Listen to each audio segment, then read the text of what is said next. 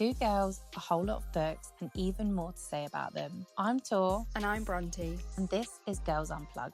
We're here for all things bookish, from recommendations and book-to-screen adaptations to spilling the tea on all the latest community drama and news. Don't forget to subscribe and follow along. We are back! We're back! Welcome to season 3, guys. As you can tell as well, we have brand new sparkly logo and things. Very exciting. Yes, we took a planned Easter break because we knew we wanted to make sure we had some time off during the podcast. But we decided to extend the break because we decided to rebrand and really think about where the podcast is going, what we want from it.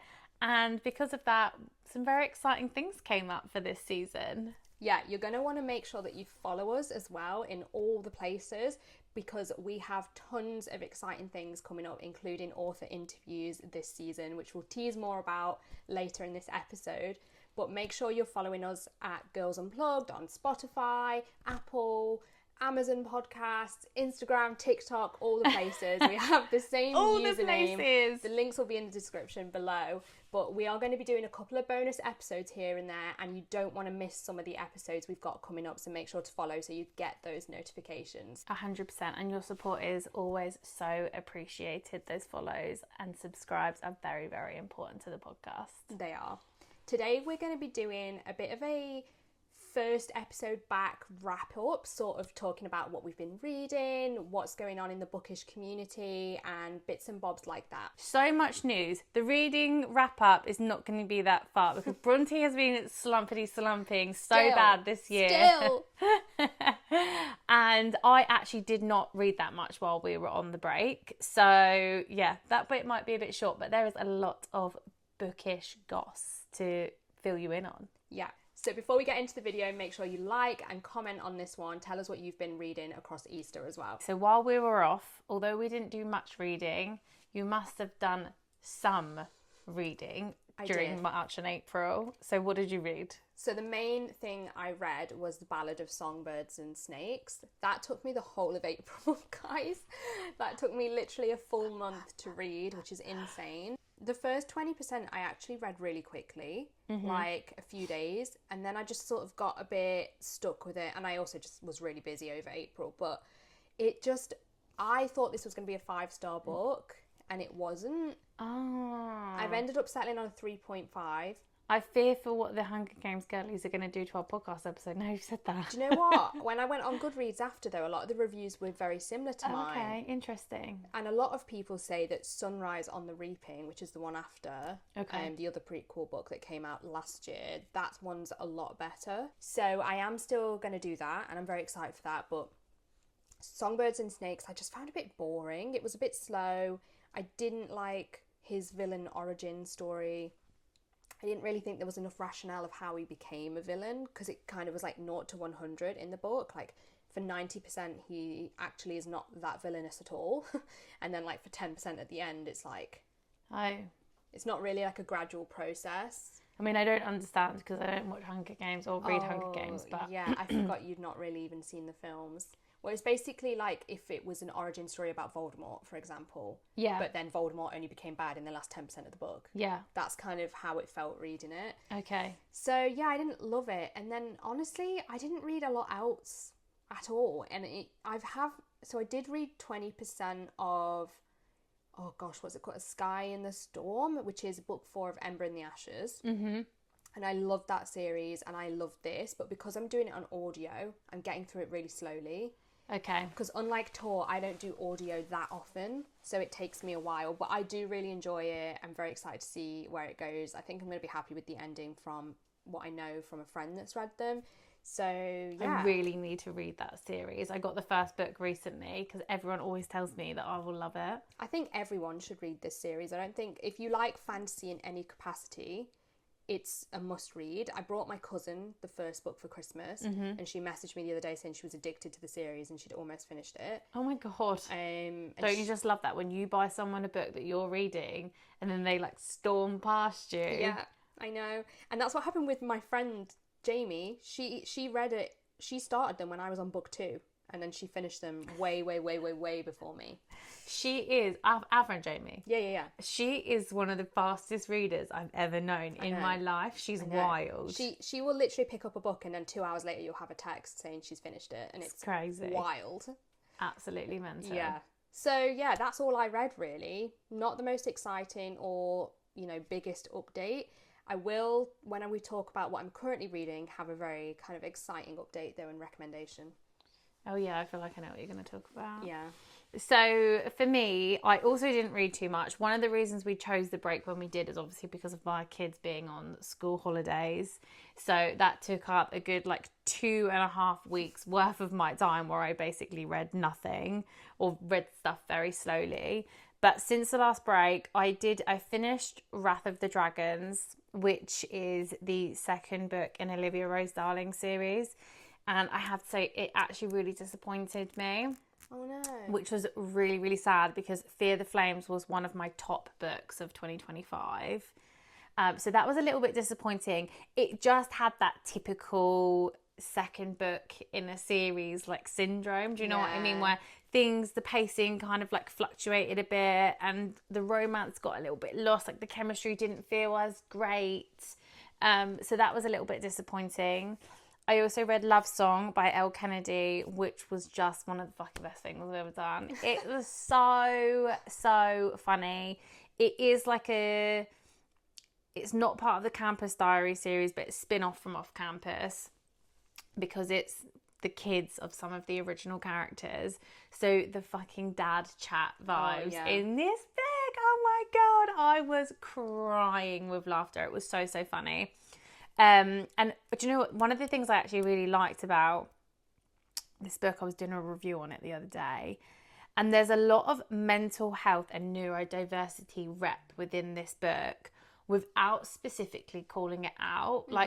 It's not oh, this person has ADHD and this person has anxiety and this person, has suffered with depression. It wasn't like that. It was very naturally embedded into the story. So if you are someone that struggles with those types of things, you just naturally felt or feel very seen while you're reading it. And I really liked that it's just becoming a natural thing rather than being oh, I'm going to very specifically call out constantly that this person has ADHD in the book. Yeah. Do you know what I mean? I'm sure you probably feel the same when it's chronic illness, when it's not so blaringly called out that it feels like it's there as a device. As a trope. Yeah. Do you know what I mean? It is just naturally in there because that is part of the characters, and I really like that about Love Song. I think she's quite good in that in general because she did it in Summer's story in The Chase, right? I mean, she did specifically call that ADHD and reference the fact it was ADHD, but I felt like that book was really well done representation as well, and also just that series in general. I think Brenna's story, some of the kind of themes in it are really quite deep. She's quite good at that. I think that's one of the things that Elle Kennedy can do quite well, is that they are fluffy, lovely, spicy romances, but most of them do have a deeper undertone, which makes it more relatable in a lot of ways, as opposed to the perfect romance. So that book was fantastic. I also started a new cowboy romance series. It's called The Diamondback Ranch. The first book is called Untamed Heart by Gemma Moore. Oh yeah, I've heard those. It was just a really good time. I just really enjoyed it. Very easy to read. The romance was cute, and it was a London girl who she gets sacked from her job.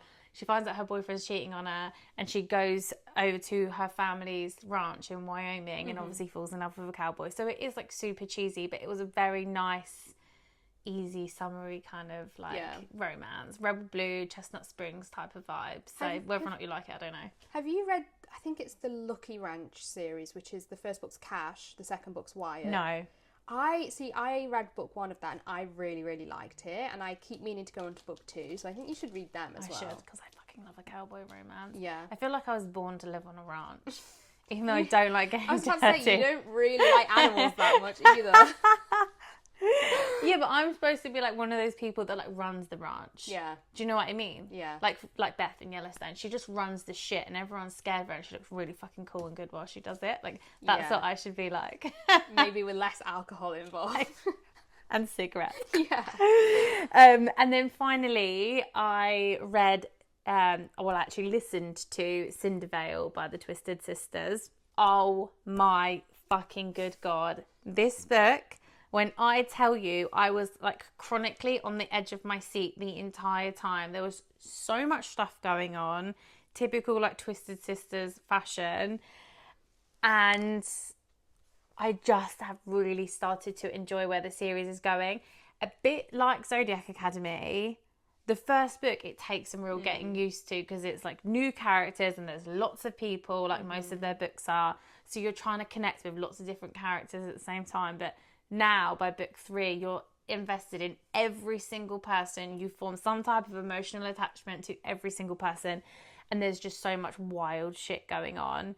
And the last 5 minutes of the book, I feel like I'm going to cry just talking about it. It was so good. I did a live reaction video to it on my TikTok because it was like the wildest ride. And everyone needs to read that series. There's nothing like some tears to really sell a book, is there, guys? Like, oh my goodness. I just get so excited. It's making me want to read it. I need to catch up on their books. Yes, you do. ASAP. You do. ASAP Rocky. ASAP Rocky Docky. Yeah. So that's everything I read during the break. What are you reading now? Are you reading now? I know you are. I'm back, but yeah. baby. She's back. I'm back, and it's all thanks to our pal Amy. I was sick of the slump, and I asked everyone on Instagram for slump recommendations, specifically for smutty romance or like unhinged romance.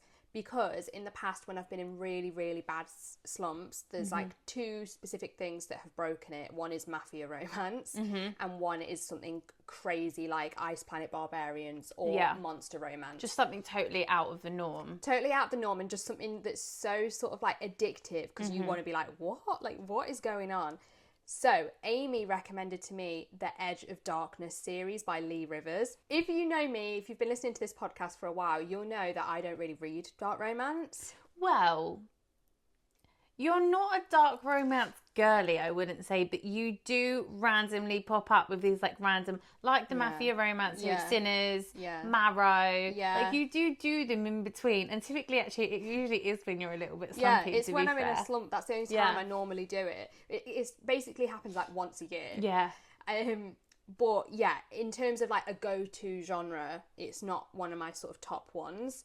And I would say that as well, I never really liked Haunting and Hunting Adeline. They were just to me. But this series is very similar to them in a way. Really? Yeah, I described it to Amy, if you haven't read it, as Haunting Adeline meets Nightshade meets a mafia romance. So it's very dark. The only thing is I wouldn't personally recommend it to Tor because it has a topic she would find very triggering, and there's a very heavy emphasis on that topic.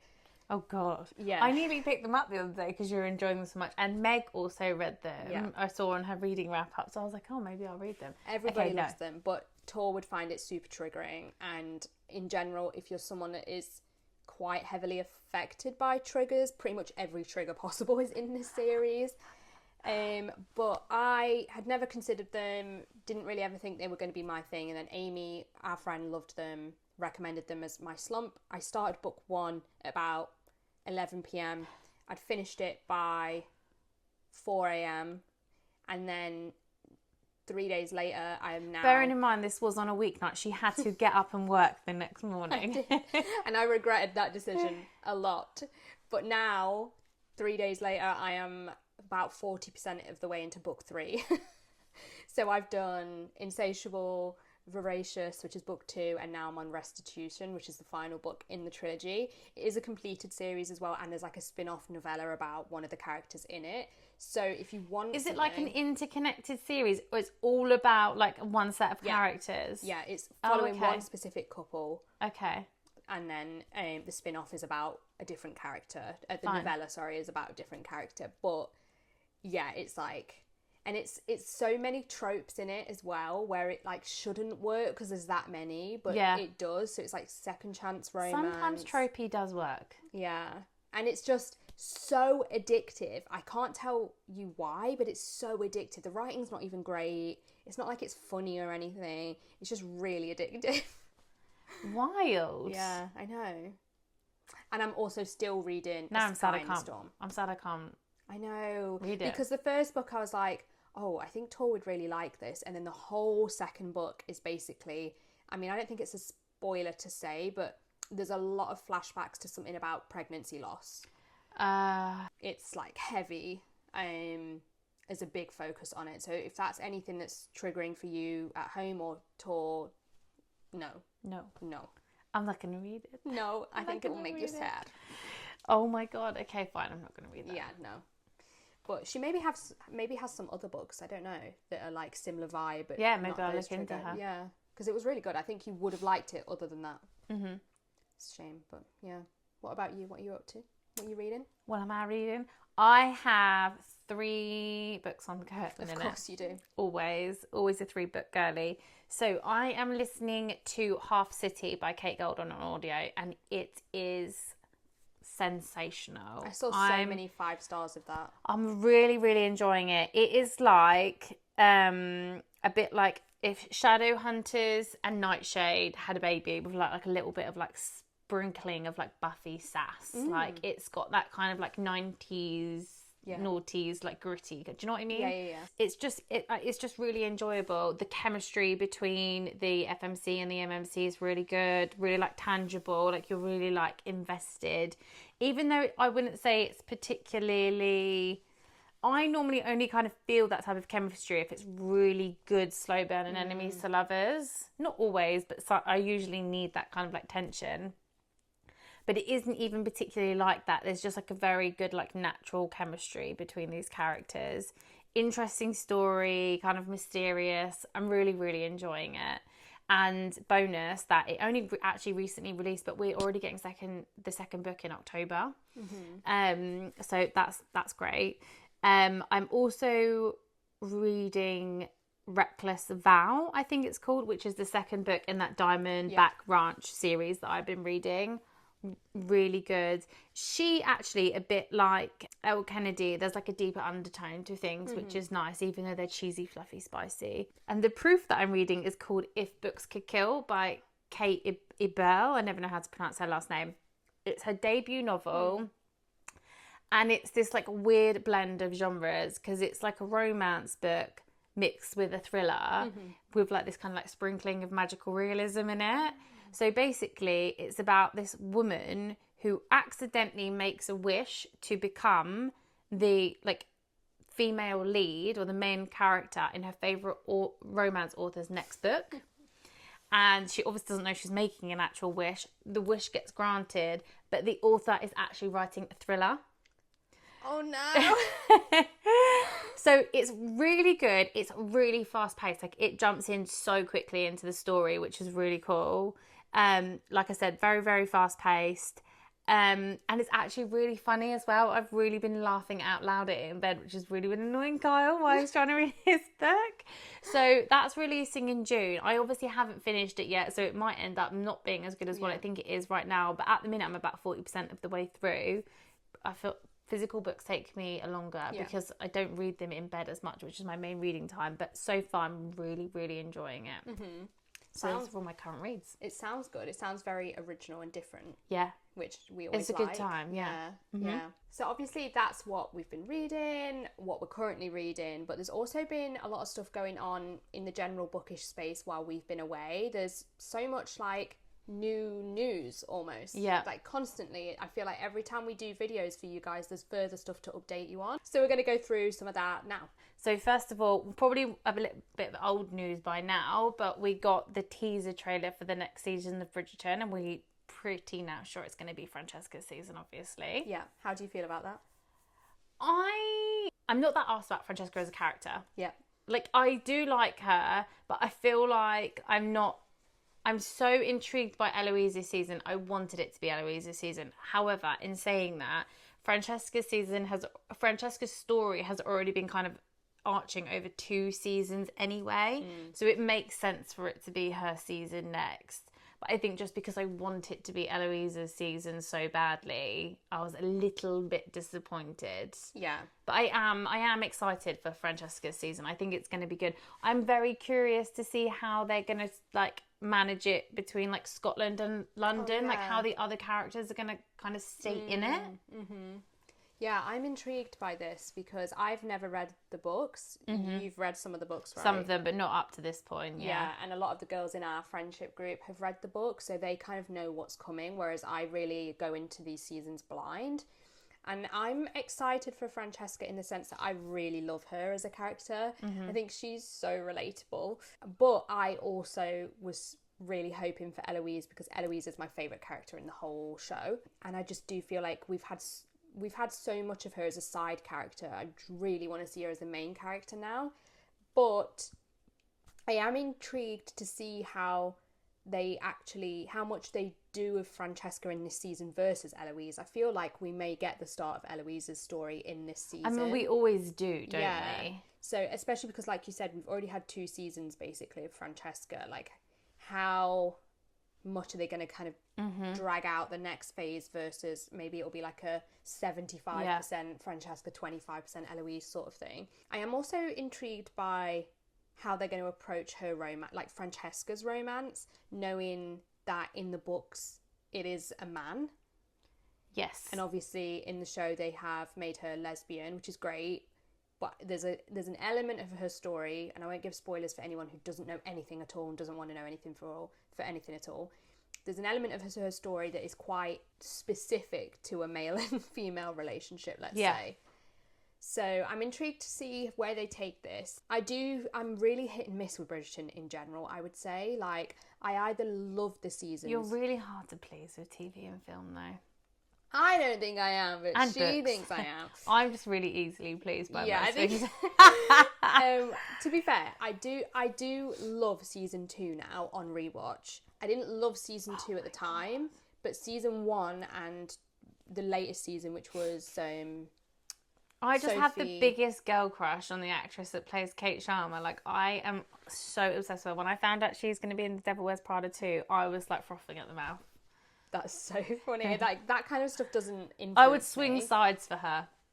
Interesting. Although, actually, I feel like that about Zendaya. Like, if Zendaya's in something, I know I'm going to like it. Yeah, fair. But anyway, so there's like 2 seasons that I love. 1 season I like, and then 1 season I didn't like at all, which is Penelope and Colin. Sorry, guys. I just don't get it. I know, I didn't get that. So it could go either way.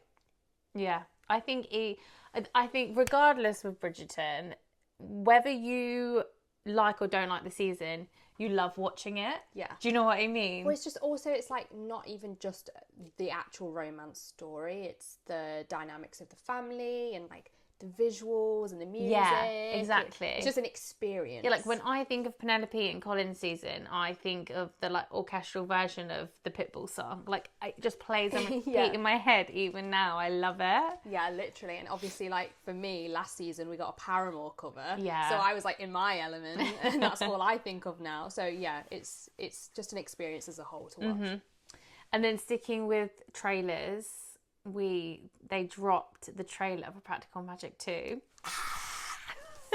I think this looks really good. So do I. I think it's going to be amazing. It definitely raised a few questions for us, didn't it? Yeah. But none of us have ever read the books, have we? No. I don't think anyone in our book club has. No. I think, like, most people don't even realise they are books. Yeah. And there's, like, 4 or 5, I think. Yeah, I think there is a lot of them. Yeah, so we don't know. Maybe we should read them. Maybe we should. I don't know where the story's going to go, and the trailer made it seem like a character wasn't in it anymore. I know, which is so sad. Yeah. But do you not love the actress choices for the daughters? I was like, I see it. I can't remember who it is now. It's the girl that played Arya Stark, isn't Maisie. it? And who's the other girl? Is it? Get it up. I'm going to get it up. Get the deets. I thought one of them was Joey King. Oh, maybe it is. Who are the actresses playing the daughters in Practical Magic 2? Yeah, Joey King and Maisie Williams. Okay, so Maisie Williams, fine. Yes. Joey King, I was a bit like, oh dear, when they cast her, because all I can think of is the kissing booth. I don't really know about their act. I mean, Maisie Williams is a phenomenal actress, and I really, really like her. But I just, seeing them visually, I was like, it just made sense to me that they were playing Sandra Bullock's daughters. Do you know what I mean? Like, visually was more where I was going with it. And they made Nicole a redhead again. Do you know what? Again, Nicole Kidman is one of those women I have such a girl crush on her. I love her. I watch anything she's in. Everything. I literally watch, if I see her in something, I go, click. I'm like that with Julia Roberts as well. Oh, yeah. We're going so off topic right now. Julia Roberts goes platinum in my household. I love her. We love her. Yeah, she's Whitney's favourite actress ever. Really? Yeah. And Sandra was actually mine until a few years ago. I really like Sandra Bullock, but everyone always used to say I look like her. In one of the places I worked, they used to call me Tall Bullock. I mean, that's better than what I got from an Uber driver once, which was LaToya Jackson. But going back to the actual trailer itself, I think we can safely say, or we will be watching that one. 100%. In other bookish and film news, The Summer I Turned Pretty has finally started filming. Oh, it's wild to me that everyone's been watching this show for years, and I literally found it last summer when everyone started season 3, and I binged the whole thing in a week. But that was good for you because it meant you didn't have to wait. It was so good. I watched it season by season. Obviously, I've read the books when I was younger, so I'm really intrigued by the film because it didn't end the same way the books end. Now we get an alternate or sort of added ending from this movie, whatever it is. Mm-hmm. So is it then that the film is likely going to be all new content? Not from the books, because the books vaguely kind of end where the show ends, no? Not the same, but kind of in the same kind of space. Kind of, but the books allude to a few things after. Okay. If I remember correctly, because it's been a long time since I read them, 15 years. But I think the movie potentially is going to feel like an epilogue. Yes. Bonus content. Yeah. Wrapping it up nicely. Yeah. So it's going to be a nice cheesy film. I think so, but with it depends. A little bit of sprinkling of drama. Yeah, maybe they'll change it and they'll add drama in for the tension. But I'm just happy as a Conrad girl. Yeah. That it should give us more Conrad belly scenes. Listen, anyone that is a Jeremiah girl has serious issues, in my opinion. Yeah, I can't... Guys, it should have put you off him when he did that dance in season 1, to be honest. That should have been the turning point where you were like... They're just not made for each other. I don't know if that character is made for anyone. I could kind of understand... Here's my thing with this kind of thing. I could understand if it's coming from a book and they read the book and you connect more with a character in a book because you're kind of creating the chemistry in your mind. Yeah. Whereas with the TV series, anyone that's ever just watched the TV series, what I can't understand is there was no chemistry between those characters as actors kind of thing. You just couldn't, there was nothing there between them in my opinion. Whereas with her and Conrad, it was like, oh my God, this is phenomenal. Yeah. And I will say, in the books, I don't remember Jeremiah being that annoying and that cringe. Yeah. I was firmly Team Conrad the whole way through the books and was fuming, when I thought they weren't going to end up together. Yeah. But I did still like Jeremiah as well, whereas I feel like in the show they really kind of hammed up his cringe. Yeah. And they made him a bit of a villain. Whereas I think you don't really see that in the books until the 3rd book where the conflict starts. But yeah, I'm just excited to have more hopefully more Belly and Conrad scenes. I know, it's going to be so good. So sticking with more book to screen adaptation news. Yeah. We had 2 new announcements in recent weeks. Neither of us have read this series. But the Kindred Curse saga, which is Spark of the Everflame, that had a fourth and final book announcement, which is coming in September, but it's also getting a book to screen adaptation. And I hadn't heard this until Tor mentioned it. And like she said, we've not read the books. So let us know in the comments if it is something that you think we should read. Everyone tells me to read this series. Everyone. See a lot of mixed comments. I've seen not a single negative review about it, I don't think. A lot of people say the female main character is the most annoying character. I have seen that, actually. Yeah. Apparently she's like, a lot of people say like the worst ever, which could ruin it for me because like that ruined I'm looking up at it because I know it's there, but the Scarlett Sinclair Greek A Touch of Darkness series, because Persephone is horrendous. Like I loved all of the Hades perspective books because that was so interesting, but her as a character, I found her really frustrating. However, in saying that, I don't judge before I read, because I would say most of Book Talk and Bookstagram don't like Nesta, but I really felt like a deep connection with Nesta's character. Like, she's got a lot of trauma and a lot of issues, and I think I really connected with that about her. So everyone that found her annoying, I'm a bit like, well, you just don't get her as a character. So I definitely don't judge before we read, and we don't judge. I do. So I feel like I would definitely read it myself before being like, I'm not going to read it because everyone thinks she's annoying. Yeah, I can't lie. Those comments have put me off just because they've come from like mutuals as well, whose book tastes I have very similar to, and like I've never really seen core characters annoying or anything before. So that does put me off a little bit. But in general, I probably still will give it a go at some point, especially if it's being made into an adaptation. I'm going to read it this summer. Well, you let me know what you think. Yeah. Although if Tor loves it, I'll probably hate it. That's not true with fantasy. I feel like we had one recently with fantasy, but I can't think what it was now. Like maybe end of last year or I feel like it's a bit more like will she, won't she? But we'll see. Yeah. I'll have to let you know what I think of it. And we'll keep you guys updated as well on that reading journey. But I can't say it's a priority for me this year. Yeah.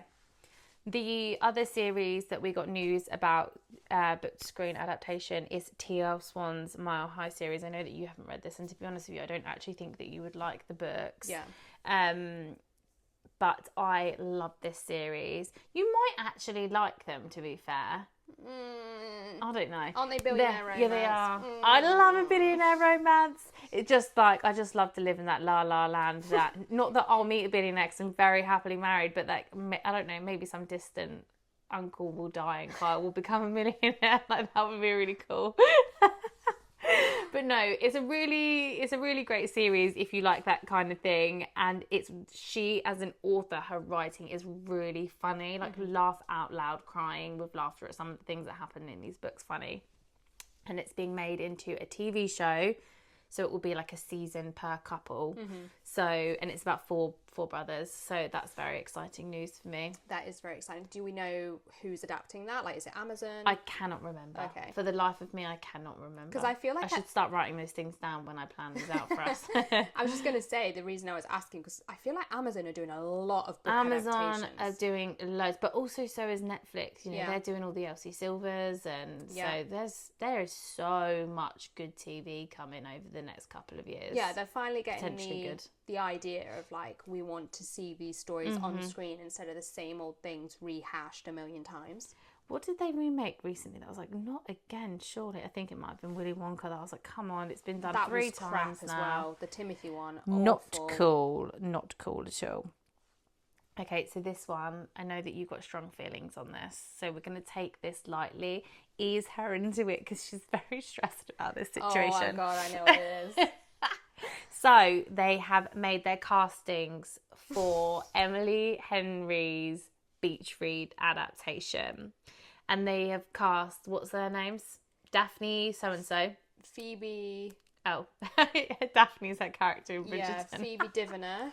Yes. And Patrick Schwarzenegger. Yeah, I'm not happy about it, guys. I can't lie. Have I gone on an off-campus style rant criticising their looks? No.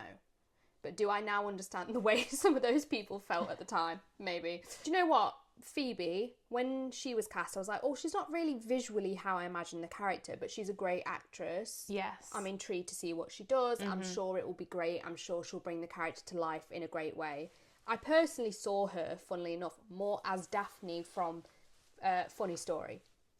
which is Emily Henry's other book. Like, I would have put her as that character based on just her visuals. Patrick, he could not be further away from how I imagined Gus, and Beach Read is one of my top romances of all time. It made me sob. The only thing that beats it is Emily Henry's other book, Happy Place. So I feel passionately about Gus Everett. And just everything about them doesn't really match to me. Like the visuals, the personality, Patrick's style of acting. So I've seen him in a couple of things. I don't think I've seen him in anything. Yeah, I can't think of the things I've seen him in, you won't have seen him in. White Lotus season 3. If you know, you know. In that, he is literally the biggest, like, frat guy, just cringy American, like, Republican style college, like, just slimy. But he is acting. He is acting, but we'll come to that. Okay. And obviously Gus is like this sweet, emo, kind of introverted, a little bit nerdy. I imagined him like tall, broad, rugged, a little bit broody, like... Yeah. Do you know what I mean? That's basically how he's described. I imagined him to be a little bit older than what Patrick looks in the pictures that I've seen of him during the casting news. I actually imagined both of them to be slightly older, given that it said, like, it'd been years since they'd seen each other at college. They now had these successful best-selling author careers. I'm sorry. They both are, like, late 20s, early 30s at the most. So I would have preferred actors in their, like, mid to late 30s. I was thinking mid-30s, yeah. I feel like in romance particularly, they like to age people down quite a lot. I don't know if it's something to do with they think older people are less desirable. I don't know, but I feel like most people don't feel that way. Yeah. But yes, I imagined him the same. Rugged. He's described as dark hair, olive skinned. Yeah. A lot of people wanted to see a person of colour. I would have loved to have seen a person of colour. I don't think he's explicitly described that way. So I had some fan casts that weren't people of colour. Like, I thought, did you watch Ransom Canyon? Yes. You know the guy, what's his name? Like, the fit cowboy that's not Josh, what's his name? Oh, yeah. The dark-haired one. Yeah, I imagine like him. Someone like him. Okay, interesting. And that's not how I imagined him, but yeah. Also interesting. Yeah. He was one of the people I had written down for him. And then also, who else did I have? A lot of people like Logan Lerman. And I also had the guy that was from Shadowhunters that people fan cast as Azrael. Matthew. Oh, yeah, I know who you mean. Daddario? Yeah, something like that. Is that his name? Something like that. You guys know who we mean. But Patrick, he's a nice looking man. You can't deny it.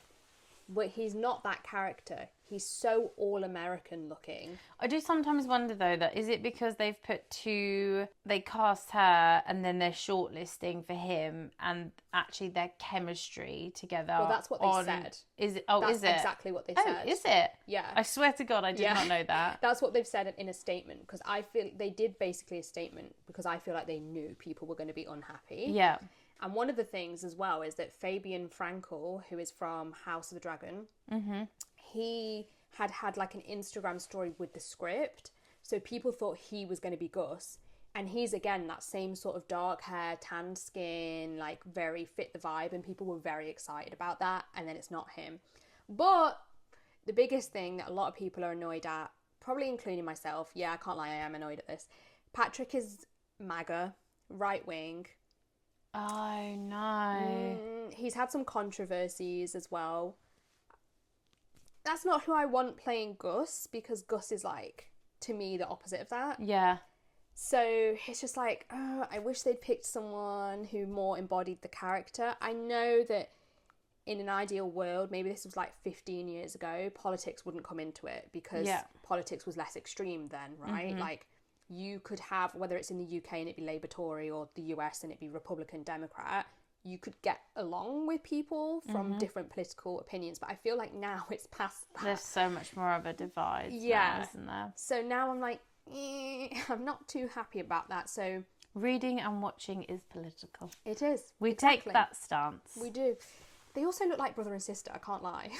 Do you think? Yeah, they look really similar. I mean, I don't find him to look at him. I can see that he's not obviously ugly, but I don't see him as attractive at all. And in my head, like, Gus was really attractive and a lot more rugged looking. Yeah. I mean, I'm intrigued. Obviously, we're all going to watch it anyway, but we're not happy. You're not happy with the casting. I actually might not watch it because I kind of want No, it... stop. You have to. No, because I also didn't like People We Meet on Vacation. And so I'm also just at the point now where... Wait until you see the trailer at least. Yeah, I'll make the decision on the trailer, but I don't think I'm going to like it. And guys, I found out that Jennifer Lopez is producing Happy Place. I'm not happy about that. I'm not. I'm switching off from the Emily Henry adaptations. They're going to stay sacred books in my mind. Oh no. Oh my God. Okay, right, swiftly moving on before she has an aneurysm. Sports romance news. Mm-hmm. We got the full trailer for Off Campus, which is very, very, very exciting. Yeah, that does look good. Yes, it does. It looks really good. Insane. Yeah. And we got season 2 renewed before it even aired. Yes, which I'm very excited about. And since probably you've planned this, I don't know if you've seen this, they've cast Grace.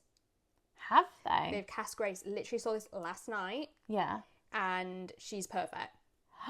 She's really perfect. Oh my God, I'm gonna need to look that up. And I'm pretty sure she's British. British. Why are we putting on British accents? We are British. I just have to say it how the Americans say it. But yeah, I'm pretty sure she was British, and she looks visually very close to how I imagine the character. Oh, amazing! That's very exciting. Yeah. And we're getting all 8 episodes at once.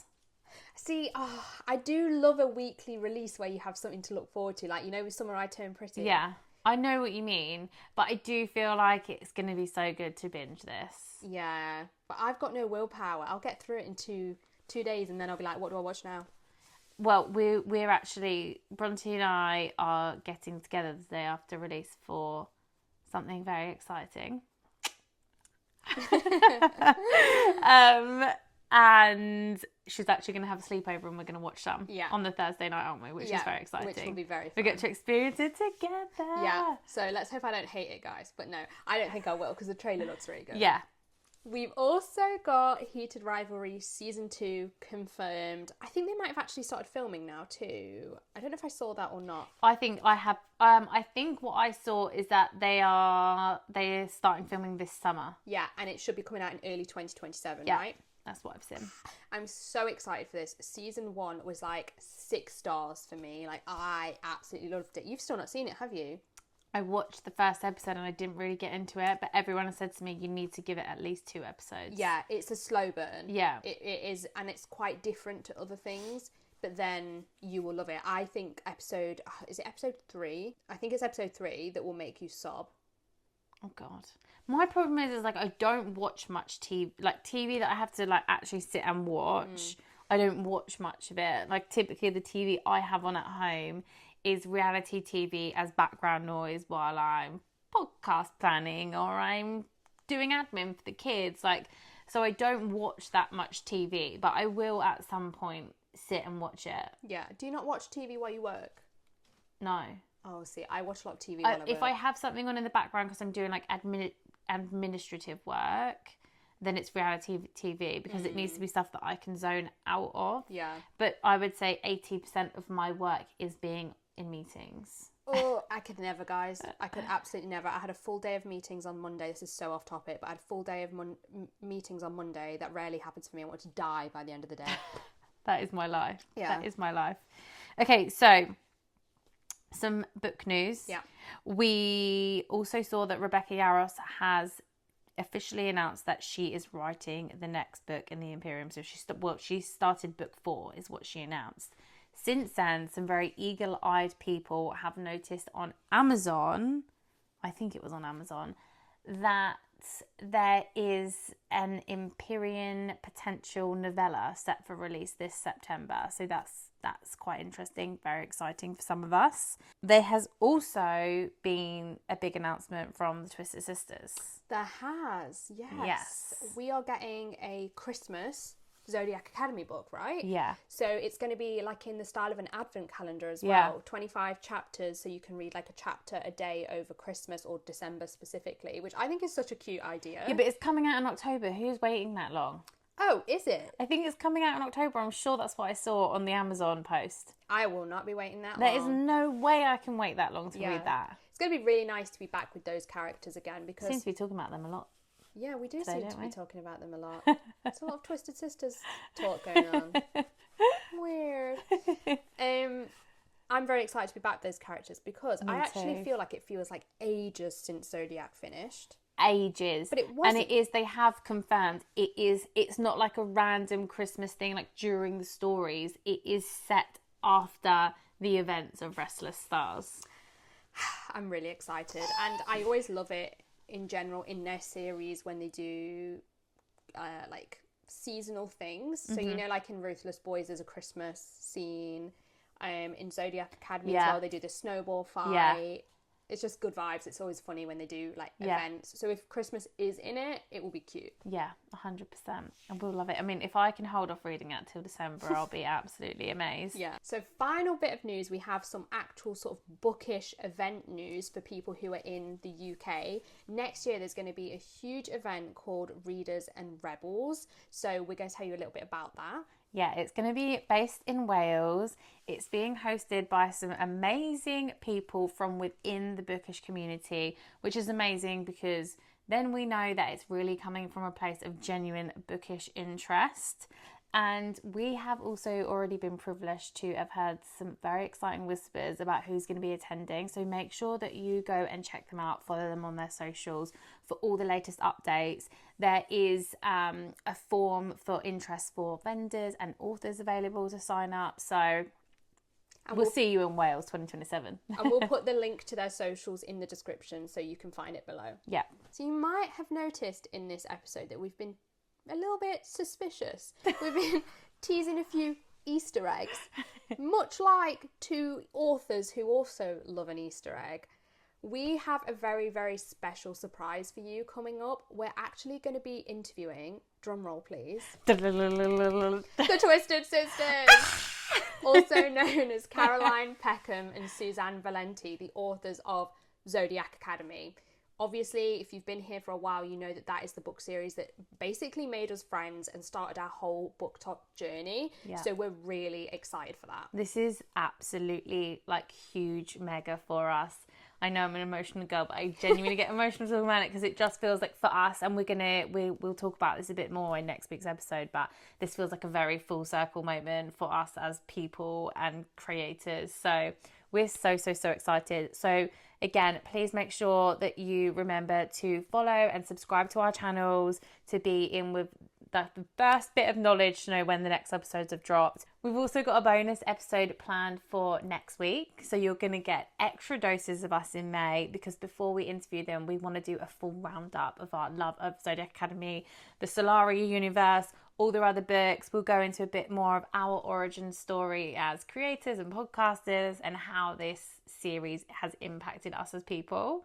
So again, please make sure to follow, subscribe, like, join us. We're so excited for this and we cannot wait for you to see this interview. So we hope you enjoyed today's episode and the little bit of news that we've shared, and we'll see you next week for another episode. Bye!